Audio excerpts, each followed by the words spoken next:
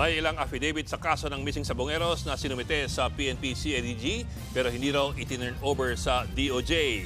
Ayon po yan sa abogado ng isa sa mga pulis na dawit sa kaso. Nasa frontline na balitang yan, JC Cosico.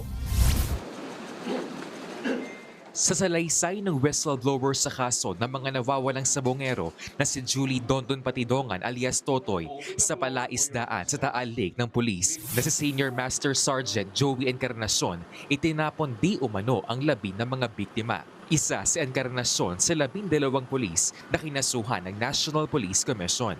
Bagay na tahasang itinanggi ng kampo ng pulis.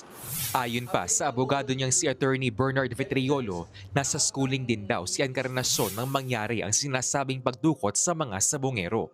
May mga dokumento raw silang magpapatunay dito. National Forensic Training Institute. Nandun po siya, nag-graduate po siya doon. Meron po siyang attendance sheet, pirmado po lahat, authenticated po lahat. Hindi rin daw personal na kilala ni Encarnacion ang itinuturong mastermind sa krimen na si Charlie Atong Ang. Isiniwalat pa ng abogado ng pulis ang nawawala umanong affidavit ng 12 testigo sa kaso na dating mga tauhan ni Patidongan.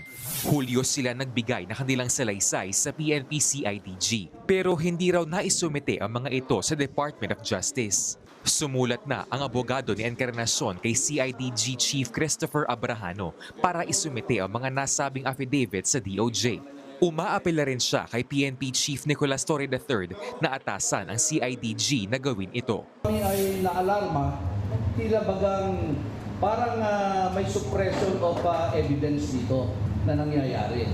Kailangan mabasa ng DOJ yung kabuuan ng istorya. Pag hindi po ito inilabas, one-sided yung direction ng investigation at magiging partial ito at magiging unjust sa mga kinakasuhan or ini-involve. Kinumpirma naman ng CIDG na may natanggap nga silang affidavit mula sa sinasabing mga dating tauhan ni Patidongan. Pero hindi raw ito dumaan sa tamang proseso ng investigasyon. Yun lang, in-evaluate nga ng mga investigators natin na hindi naman yung mga investigators natin ang nag-collect ng mga ebidensyang yon. So, hindi na muna isinabmit sa DOJ yon kasi for evaluation pa rin naman yung kaso. Wala tayong sinusuppress na ebidensya. Nilinaw naman ng DOJ na kahit isinumite pa na CIDG sa kanila ang affidavit, hindi nila ito bibigyan ng bigat o halaga dahil gawa ang mga yan ng defense team sa kaso. Awkward din daw ito sa bahagi ng mga respondent. Nagbabalita mula sa Frontline, JC Cosico, News 5. Mga kapatid, Ed Lingaw po, maging maalam at may pakialam sa mga napapanahong balita sa ating bansa. Para sa mas malilimang pagtalakay at paghimay sa mga issue at headlines, mag-follow at mag-subscribe sa social media pages ng News 5.